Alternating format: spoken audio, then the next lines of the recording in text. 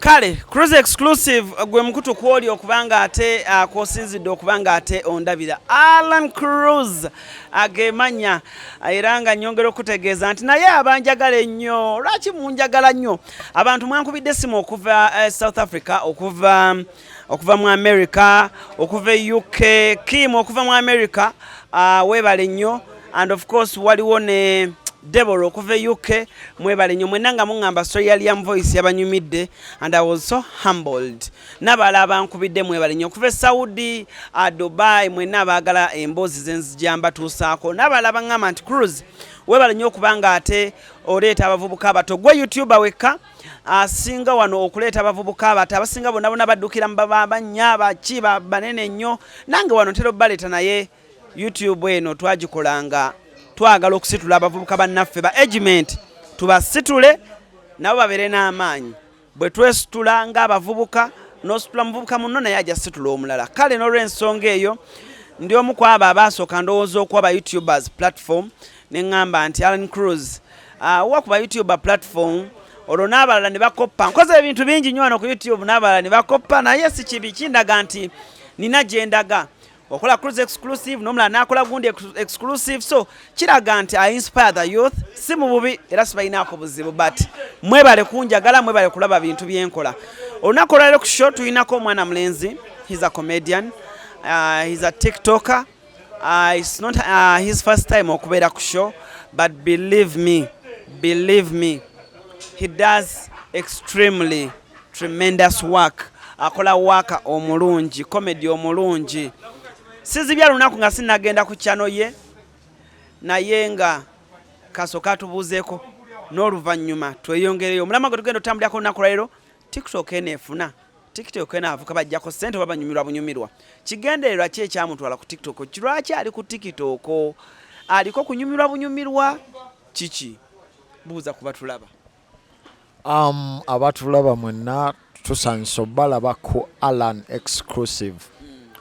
Bampita Mikey seems too funny, sweet like pancakes. Omanya akantu akasinga okunyumira akabampa kaako. Mikey seems too funny, sweet like pancakes. Yeah. Nani akakolera? Actually omusajja yakankolera muyimbi bamuyita Chef Gagon. Yeah. Lwaki weyita sweet like pancake? Actually simanyi lwaki yakikola. Olinga ijjo kyogeramu. Simanyi lwaki yakikola atyo, naye I think I'm sweet like pancakes. Lwakuba ensobi gye nakola neyita Sims, kuba nange najja simanyi oba nsesa, naye ate abaana baŋŋamba you don't seem funny, you're funny. Okay. Yeah. Wow. Obulamu bwa Mikey sofa kati nasemba okusinkana ndowooza ndi omu ku baasooka okukolako interview. Gwe yasooka okumpa interview nga teri TV yali empise. In fact ne TV yasooka okumpita, yasooka laba interview gye wampa. Yeah. Obulamu bukyuse butya Mikey? I would say sijja kukisa nnyo ku ssente, kubanze already nali noonya ssente yange ng'omuvubuka, kubanze nyumirwa nnyo ssente evudde mu ngalo eziggyeko amabavu. Naye kye neebaza ku TikTok, senga si TikTok, senga siyina endorsement ze nina essaawa eno. Wafunye dda endorsements? Ya nyingi. Okay. Ya So nyingi. tuwulire ku endorsements? Nina eya Jobline, ndi ambassador worth millions of money. Ninayo mu furniture n'endala nyingi. Yeah. Ekitegeeza nti abantu bakweyunidde. Ya kituufu, era Mukama mwebaza olw'ekyo, naye okusookera ddala nja kwebaza Mukama wange. Webale omanyi nze nga ntandika ebintu bino nabitandika ngezesa, omanyi tugezesa nnyo. Nenga kangezese kuba ndaba ba epasi ba banki n'aba Levikson bansuddiya mbunsesa. Naye olunaku lwe wamala okukola nange interview waŋŋamba mwana wonna w'olinnye tojjaako muliro. So that kept me moving. Ne ŋŋamba era n'olunaku lwe wasooka naawe wandaba ku TV n'onkubira n'oŋŋamba Mikey naggamba mwana tomanyi ssanyu lye nawulira. Lwakuba kati TV twazigonza anko era nkwebaza. Twazigonza anko era ne wiiki eno nina TV nga 3 ziri ku gundi olwedde bampise. Twazigonza. Era bukyanga nkusinkana nakagenda ku TV zense Uganda nga 4. So National television. Yeah man, ensi yo nange ndaba. Kitibwa kidde eri Mukama.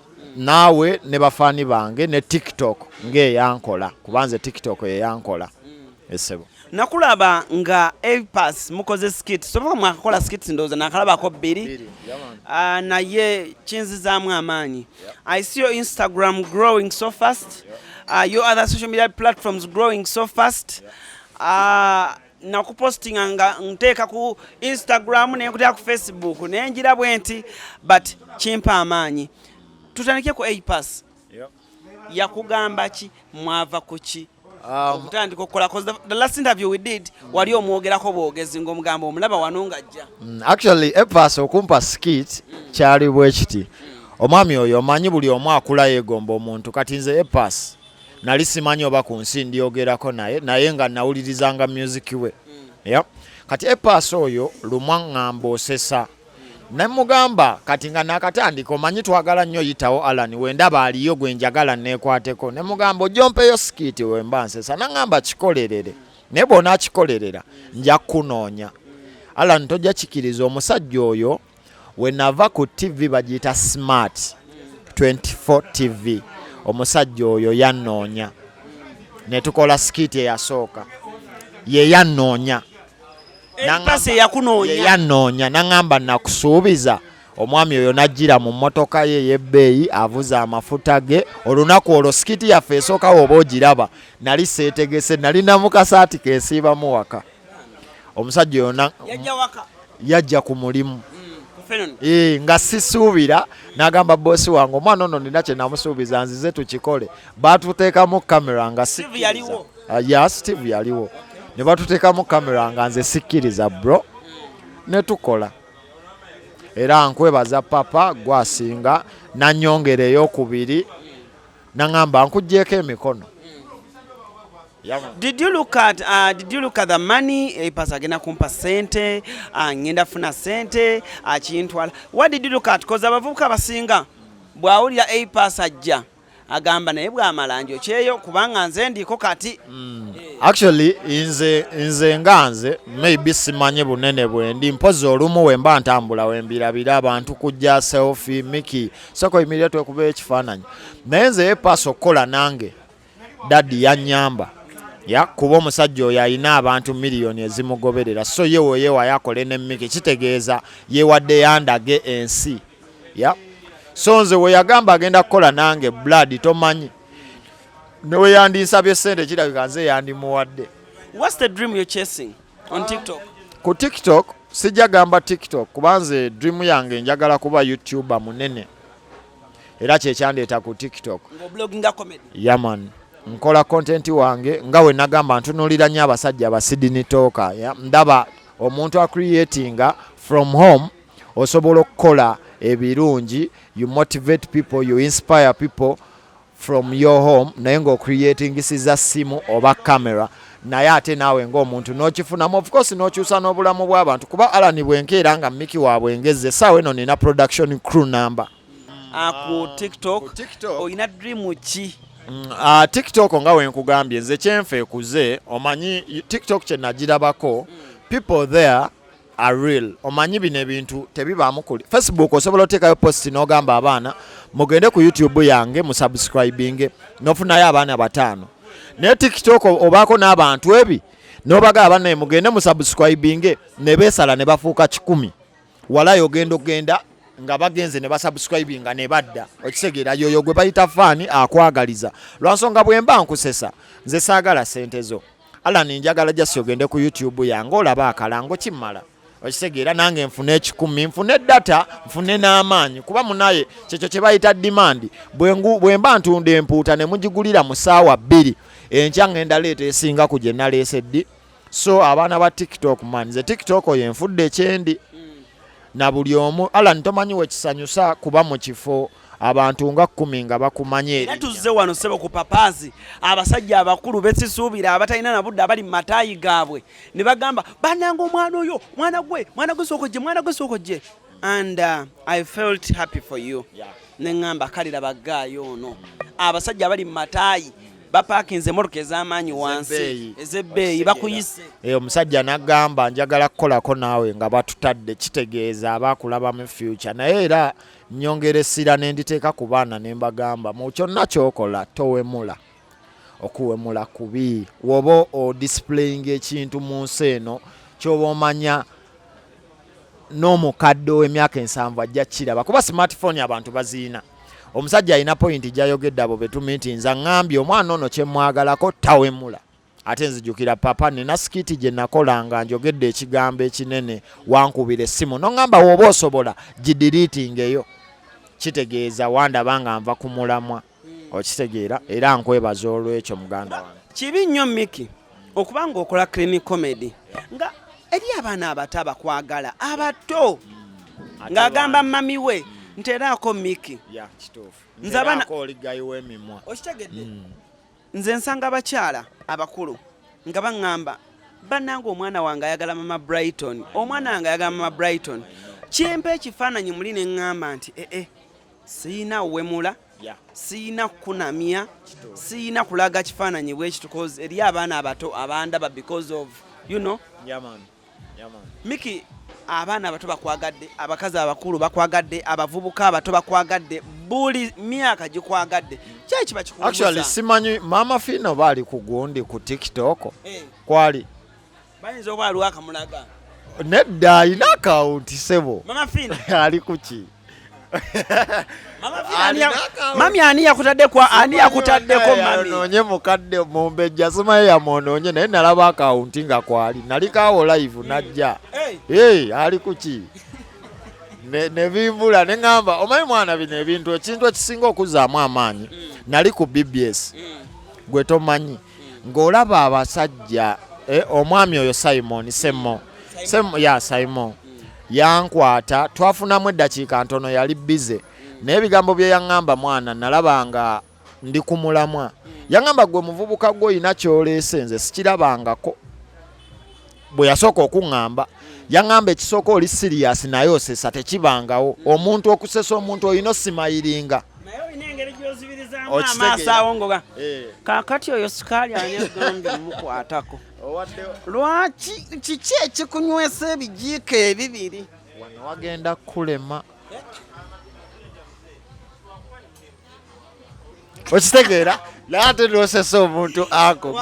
Okitegeera bro. And I love the fact nti you work with your girlfriend. Actually nkola anyambako olumu n'asumbuwa nga omanyi comedy ono kyemanyi okola n'abantu muwandiika olumu ne kigaana mulina okushootinga. Naye kyakabi bro. Oyo mukyala wa akupushinga, does she push you okola skits ng'oluddewo? Kyekyo kyennyini nze waliwo olwentera nga ndi gundi omanye emirimu gyange tukoowa nnyo. Waliwo olwembivaako bambi nanzukusa nkubuulira. Naŋŋamba Mikey okimanyi tonnakolayo ne mugamba kankoleyo n'okolayo emunagamba shootinga lumu 5. Okitegeera n'okola obuntu 5 owummule wiiki. So nkimwebazaako kuba nze mpostinga vidiyo emu omanyi TikTok okula olina opostinga ebingi naddala akawunti yo ng'etambula. Opostinga akawunti 3 vidiyo 3 zisobola okuwa omutwalo gwa followers. Naye ffe jjukira Alan tukozesa bwongo. Olina okufa ku bintu bya mukamaawo. Kati nze mama Brighton nina okubakolera cruise exclusive nonya interviews z'abacelebrity bamwe n'abaana abalobbayamba. Okwambala mu gomesi. Kati nina nonnoonya engoye zenja okwambala. Tosobola bikwasaganya daddy. So oluusi kiri okiwa first priority kino ne kiba second. Kati yes TikTok yeyandeeta naye kimpamu obuzibu omirimu naffe tulina kampuni zaffe ng'abantu okitegeera. Olumu owadde omuntu ekintu kyo akuzoganya takuwadde sente stress eyo. Nebaza nnyo girlfriend wange bambi ampushinze nnyo like basha ampa amafuta. Amafuta mangi mwana. Senga siye senga nze mpowa ne waliwo lwaŋŋamba Mikey okimanyi mwana toluddewo walayinga inbox yange ejjudde abantu Mikey tuweeyo ne nga mpulira stress nange zinsu. Ani akuddiramu inbox messages? Meza Facebook, Instagram nina gayas running, TikTok sijja kulimba olumu siziddamu nyingi. Olumu ya business nekusubwa nga togirabye. Kyabula natandika osome namba zange olumu nsome namba ya manager wange. Kintu kino Alan mwana mukama mulungi kiwanvuye ne manager nina. Ne manager oyina. Ali kuki. Ndi wakasimu sebo tokyajja direct wa Mikey. Ye atese misala gyange nkwebaza nnyo papa. So fa abantu bewakakolera bolangide business bayina feedback kije bakuwa. Gwe nasooka okukolera wa mufanicha musajja oyo owandaba ku kitanda yampa sente z'empitirivu nga tugezesa naye yankubira banaye munjagala nze sikitegeera omusajja oyo yankubira after a day nga nkoledde emmeeza ya bwereere ku neebaza nangamba gwe kyewakoze tokimanyi ng'afunye ba client nga 2 bonna basabye ebitanda bya miliyoni nga 4 wallahi sisudia nsobola okulaga message mulo nangamba Mikey ekiriwo oli waka ne mugamba gyendi nanga nzijaawo naleeta emmeeza nangamba ogirabye kamotoka nze akasasudde biki yiyo ofuse famous abawala bano tebakujje ku mulamwa abawala nga bajja bangi mu inbox kavubuka katoka lungi kalabika bulungi basumbuwa naye balimba bashi yandoga bashi yagenda nandiisa oluliba lwa ggoonya lunjuya buli wendaba omuwala ndabanga muganda wange bashi wankola ki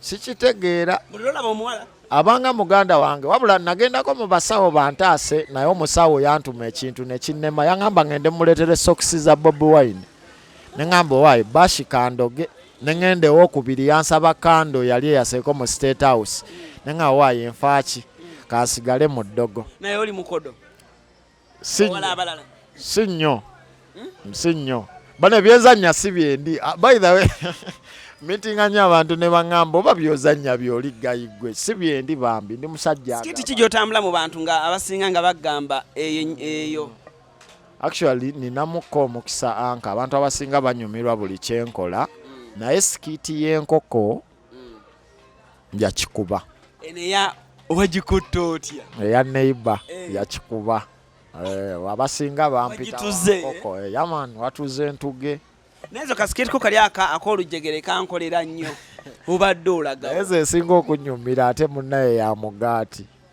waliwo TV emu we nali yali essa abantu eyo baaba eyo mugaati nayo yankolera nnyo nze ng'omuntu yanyumira yaman bosi wo ku mulimu Steve Jean Fennon Records obalansinga otya emirimu gye tatuuka ekiseera n'agamba ng'ebintu tobibalansinze kitegeera naye okusookera ddala musajja awagira kyenkola omanyi byanjawulo blood wali okukolera omuntu nga tayagala kyokola oba okuba n'omukazi ng'oli muyimbi naye nga kati nalabye interview yo neri ya mu Voice n'agamba mukazi we olwabulwa hit n'agenda naye era ekyo nkizza ku bavubuka yagala omuntu akwagala for you not who you are omanyi kati nze nafuna mukazi wange nga sinatandika bino bikomedi bitusanzeeyo already twali tuli omuceere gwaffe oba guliko magi ng'abimanyi era we tuddayo mu mbeera yajja kubaawo ne fame bwe kuleetera kuba essaawa eno buli mukazi ayinamu ku ssente aba abala Mikey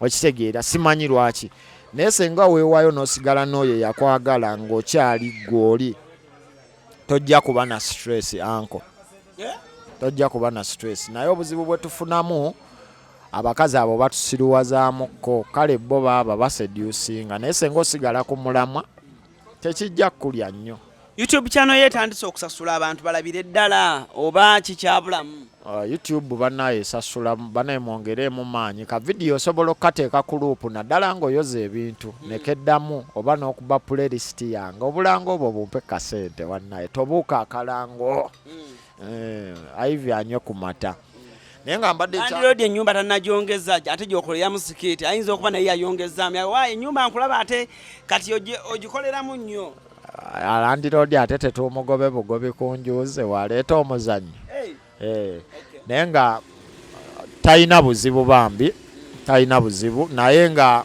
ekyomulimu bosi wange awagira kyenkola akiwagira nno ebyaddala kuba mpa zi kamera zibbumu Mikey biki ngende nkole netiginye naye n'ekirala ŋŋamba omuvubuka feemu eno etulimba nnyo nze mpanika screen Alan nenziwanikira nga wansanze nga nkola mba mu vesti eya reflector ya Fennon era ne nabadde munyonyo kyampadde mu challenge naye nino kigumira nabadde munyonyo awo nga mpanika screen ntuyanye abaana ne bajja oyo Mikey yoyo gayi yoyo Mikey yoyo ne bansaba ebifaananyi nawulidde nga nswala naye mutima nagambye wano bino byonna we binsanze ala ninze buli kye nnina nkijje ku Fenon nina kampuni y'emmotoka IV Transporters ngikoledde ku Fenon kali simayi bino simamu Mikey banandaba batya we bisooka kumpa gambu omulimu gwange biki era nze woolaba sikoze sikiiti omanya Fenon y'empuuba wiiki ewedde yonna mbadde bize oba anko nakubira ne ku simu ne nkugamba ndi bize Fenon nasaza mu wiiki ewedde nasaza mu TVs Fenon lwansonga njaga nnyo nkulembeza omulimu gwange olunaku boosi wo lwakeera n'agamba naye ono kati bino bimusingidde omulimu agenda agamba tugende tukole ng'omugamba na interview ya TV okitegeera ebyo byekisiru omusajja kati agamba omusaala gwange ono omuyaye muwa gwaki mulimu baneegwoba okulembeza bino abantu bye bakuwaana bagenda kukoowa ate tebagenda kukuwa mmere. What's the hardest challenge you've faced in this industry? Kuvuma baana kuvuma naye nabimanyiira kati omanyi we bakuvuma ennyo okoowa n'obimanyiira banange bakutwala speed tekyali kivumo kipya so buli anvuma onkolera linnya neyanziza batwalamu speed awo naye baali bavuma maama wange naate yennyini yeyankubira naŋŋamba buli anvuma omanya njagala nnyo tobaddamu so muvume mama oyo agamba ati naŋŋamba buli akuvuma oba nvuma omanya oyo atwagala nnyo naŋŋamba bavume era nange mbagamba muvume mami ye gyali ali bulungi mami ali bulungi kimwakifuna kati mu bujjuvu okitegedde mu budde banaye mwebale twagala agamba kiko komedi wo mama wange by the way asinga oteeka komedi wange ku status ye n'olunaku lwe bankuba mu mawulire bampa page Daily Monitor namba bane Daily Monitor mbeebaza oba wagala baanko mama wange yagagula lwansonga mukwano gwe gwakola naye yajja n'agamulaga n'agamba ono si ye mwana w'ono ono ow'enkoko mama n'agamba yono nalina ku mulimu n'ankubira olusimu gwe tomanyi katangwe ku madaala wali ng'olonziruka oggagula nawe tewategeera nti bagenda kukuba mawulire oli kuki omuyaye yakwata interview gye nakola ku TV n'agijjamu waaka yenna n'ankuba naye osobola okusuula eggulire eryo olaika olina ne frame mu walikoledde frame bashi akozesa nnyo amawulire era namugamba amawulire gano lwe ndikusanga ng'ogakutte nagajja ewabeera ebifaananyi bye bwe nagatimba namugamba amawulire gano obukambwe bw'oyogeza wagamba amawulire gano gagenda kukulemya wano kwata amawulire gano nga weweekwata amawulire gano gakwate bulungi ne bwe nansanga nga geefunyiza oba gakyamye gati mu position mwe gali mmanyi ogazannyiddeko bashi gwe n'amawulire mu maka muno mwe bamu era amawulire yamani amawulire yasa TV naye tokwata ku mawulire yamani endowooza eyange kwata page eyo gye bakukubaho funa frame ya glass ogisemu gire kukisenga ekyo kyaggwa anko era glass nagiteera ddala mu mita 8 zino milimita ne bweva ku ggulu negwa teyatika naye nga bambi bashi simulabangako naye yebale kuguma actually omukyalo oyo mukweka nnyo amawulire lwansonga omanyi abantu banafuya nnyo bantu banafuya nnyo kyovula mukweka jamani si muntu ayagala kamera nakyo mwebaza kyewuunyisa obadde okimanyi omuwala okuba girlfriend wa Mikey omu aba ayagala saawa zino aba ayagala vaayo mubeere Bobby and Babby yenze nnyinimu naye mwebaza yakigumira bambi takiwa nnyo na budde olina essuubi ly'okuyimba nedda wendi wamala wendi kuba wendi nsinga ne kubayimbi abamu anko wammala ndyoke wakumala yamani TV ki tusomeremu ku TV z'otambuddeko ko sofa for now ngenze ku BBS ngenze ku Smart ngenze ku Delta ngenze ku BTM Dream TV weekend kweri then nesanyuka weekend kweri bampita tulinda posta tukonfirming lwe tugendayo nsuubira weekend ne NBS maybe NTV mu wiki ejja ya kuba bonna tuyina twayogera dda bampita. Gwe ng'omuvubuka ali ku TikTok, oli ku TikTok olaba abaana bangi bakola ebinyuma abamu bawemula. Muvubuka akigolaba nti yandibadde akola bulungi naye okuwemula oba n'empisa oluusi n'olulimi lwakozesa nga yeetaaga okukyusaamu okuyingira kati mu liigi gy'olimu kuba kati gwe TV zikuyise because of the language you're using and the discipline you're having in your skits. Actually nze sijja kwogerera muntu yenna kuba tetuli baana bato. Omanyi Alan wookwata no downloadinga TikTok n'ogiteeka mu simu yo oba omanyi ekikuleese. So oba ozze vuma bantu nga gw'olaba kikkolera kunze kikyamu kuba mwana tomanyi gw'ovumye olumu Alan ogenda keera onvume nga siridde emmere already nina stress onvume ojongere okisegera kyova olaba actually abantu betta n'abantu tebakimanya omuntu asobola okwetta. Neza abaana abali ku mulamwa nze benjogerako Eva Yaga oli ku mulamwa. Yaga my brother. Oh akatik ma Yaga oli ku mulamwa. Tom D oli ku mulamwa. Keep what you're doing sigala ng'okikola like do that brother oli ku mulamwa. N'oyo Namata yaani erinnya lye mwana anti nze muyita Tom D. Tom D yakubira Namata. Ya kati oyo omwana Namata oli ku mulamwa. Then Outer Brand already mu industry mubaddemu Blood omanyi be babasajja betwalabanga ffe betwegombanga ng'olaba ayina emitwalo 5 egy'abafollowa ne kati twabinafuya Allah mulungi. Enkolagana yo ne Gold Viv so far nga weewunzise ssebo nga weewunzika wunzika God Viv ensonga ezasusse tewali bambi.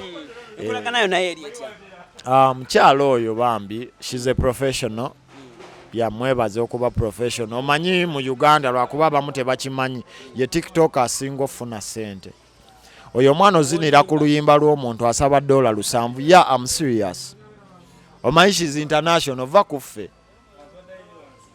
Oyo mwana asinga yeepiisuulira ku luyimba okitegedde? Asinga naziyadi. Yaman. Bw'omulaba nga yeepiisuulira ku luyimba manya olusanvu luyingidde olwa $1. Kati gwe kubamu kalishirete obale. Milioni nga 2. Yaman. Kati gwe weebuuze wazina ennyimba 4 wiiki emu abamu ssente mmeka? Kyekyo kye ŋŋamba buli muntu ali eyongoze ku TikTok tovuma bantu. Kola kyokola kigenda kukukolera. Okitegeera? Yiye ekintu kuba kati nze Mikey najja na content abantu ne bamwaniriza. Nawe jangu yo n'ekintu. Ne wojjera nawe ne content. Abantu bajja kwaniriza kuba TikTok si yange si ya jjajja wange. Ate sinza okwagalwa siri Katonda no. Nawe osobola okwagalwa lwansonga buli omu Katonda yamuteekako favor. Toyina kye wakola Katonda. Nkigamba nnyo abantu. Toyina kye wakola Katonda butaba na ssente. Wabula mutima gwo omubi gwe gugenda okusiiba mu bwavu blood. Kaddemu ako. Toyina kye wakola Katonda kubanga toyina ssente. Wabula omutima gwo mubi kyova olaba akyakuttemu. Epesa alinyiza yaliteeka ku offer agamba omwana oyo yeetereza endinyige kyokka okula ogenda tuuka myaka aga weetereza odduka osabe aliteekeko ono sente ozifuna bagamba ki ekikolanya muvubuka munno sente ozifuna ofe. Nze nkubuulira kuba osanga abaana balina ebibeerabeera oyo ku myaka 25 ebyo tasobola bba nabyo byabazadde be just kola saba yagaliza. Alani wakuviira tomugeya mbu mwana kalani no beera freeness buli lwofunamu akatimatima weekube wano ogambe mukama guno omutima gunzijeemu ogenda laba obulamu nga bukyuka. Alani Shanik photography ow'ekigatto ku kamera kwali bulungi nnyo naye mwennyini yakoze YouTube channel kuliko comedy we bagita Shanik ow'ekigatto. So gendayo obere ngo subscribinga ku channel yo labe ku comedy we naye akyeyiyayiya namugamba nange namugamba kali epaske yagamba Tereza ebisigadde ojja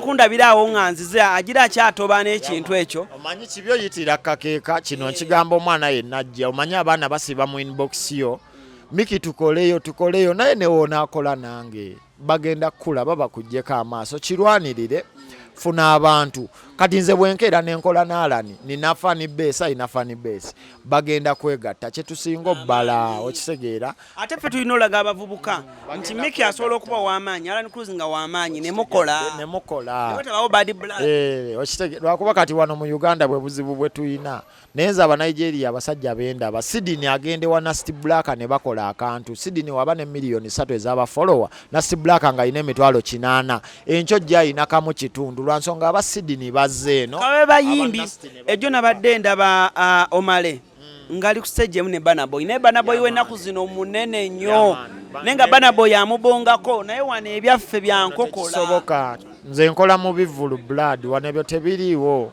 era tukome biraba mu Banigeria ate ekisinga okunnuma tuli batono wakati Alan olaba Mikey saawa eno siri mu kwewaana naye mbadde ntrendinga blood senga ndi wala senga numbers nyingi Omunigeria trendinga week egi naweza abantu emitwalo 8 nava mu bwavu gamba nava mu bwavu okitegeera blood ne kati Mikey endorsement ezijja bakuwa mitwalo 5 week okitegeera naye bali abasajja boogera $. Naye si ye ensonga naye just omwana ali ku TikTok ng'ojja focusinga tolowooza okuvuma abantu kiina kye kigenda ogenda bavuma bavumire wiiki emu bbiri ogweko nze Mikey ayombera emmere yange nga bwendi abantu bannyumirwa. Mikey, thank you so much for coming. Weebale nnyo but lastly nga tumaliriza femu eno ogifuza otya obutakufuga obutaala oli wakabi naye obufuza otya obutakufuga obutaala nze nga Mikey saakalaba omanyi mwana ekiremesa abavubuka afunye femu afunyemu akamotoka biki nze nagula emmotoka yange yasooka nga nina emyaka 2 kaali kabito kikere emyaka 2 Alan emyaka 5 emabega kati nze kale ndabyeko nze nasulako mu apartment nga nina emyaka 21 kati bino ebintu ndaba bya bulijjo gwe yeekoledde si mama yakuwadde si yaman ku Phenon Records yaman nkubuulira nali casual nga buli lunaku bampa emitwalo 5 nga nkola mu bidongo sente zange nenziterekanga lwakuba nali muvubuka ayiiya nabanga nnyo smart nga ntunda n'engatto nze naguzaako kabe Wike Benda naguzaako engoye kabe Irene Ntale naguzaako engoye Eddie Wizi naguzaako yaman Latinum naguzaako engoye nebyo abantu tebabibala balaba ka Mikey ne baga akabraginga naye nga tukikoleredde anko so ku nsi omuntu yenna waabanga femu ekufuga eta femu omwana gwegenda ofuga nga yakalaba n'alaba likes omutwale enaku kugundi emu n'awunga nze muntu amitinga omuntu nenva mu mmotoka ne twekubya ekifaananyi nenjiddamu neŋŋenda tekirina kye kinzijjako kuba gwe ŋŋenda ovuma enkya yagenda okuwa Ivy mwana wange omulimu omanyi ebintu byensi bikyuka simanyi kyendi nkya buladi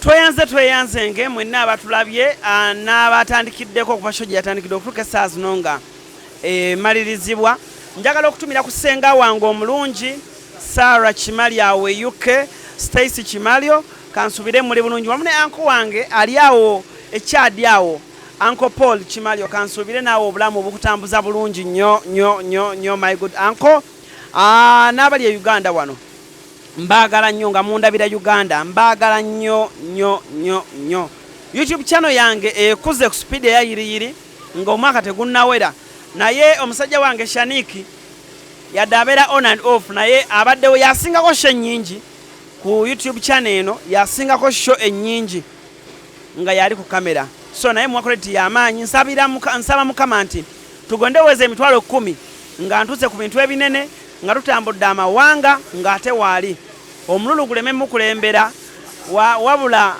okwagala okukola ku mukulembere yakuba mwana eri abaana nga oyinza okubaka yesente ozikola naye nga olusi ayagalako mugabane wakati nga babbosi naye musajja wange oyo Shaniki ambeereddewo nnyo actually nange production crew yange omanyi bino ebintu nze kyemmanyi ku nsi nze we nali ntandika ne baggayi bange twatandika abantu crew nga abantu 8 era ab'omululu bonna bagoba okitegeera kubanga tosobola sharinga kyekimu ne Mikey okitegeera Mikey tuyita kampuni okitegeera kampuni eba kampuni bannange bwe tuba tuteseza tukole ekintu kyaffe gwe n'okulembeza omululu kiba kitulya so ab'omululu batuvaamu nensigaza abali ku mulamwa okitegeera kuba maaso awo wemba nkwata vidiyo ezakabi nga wali wetumala okweditinga kubaako nshuti Stefani bagenda funa emirimu okitegeera omanyi kasita okulembeza ssente okitegeera buli kimu kikulema blood. Amina. Njagala okubeera nga ate mbasibulya wano olunaku olwaleero. Alan Cruz is my name, Mr. Handsome. Cruz exclusive. That's where you are, and that's where you're supposed to be. Every time, anytime, any day, every week, every year. Tune into Alan Cruz exclusive. I'll be out of this place. Musebe bulungi, mweraba.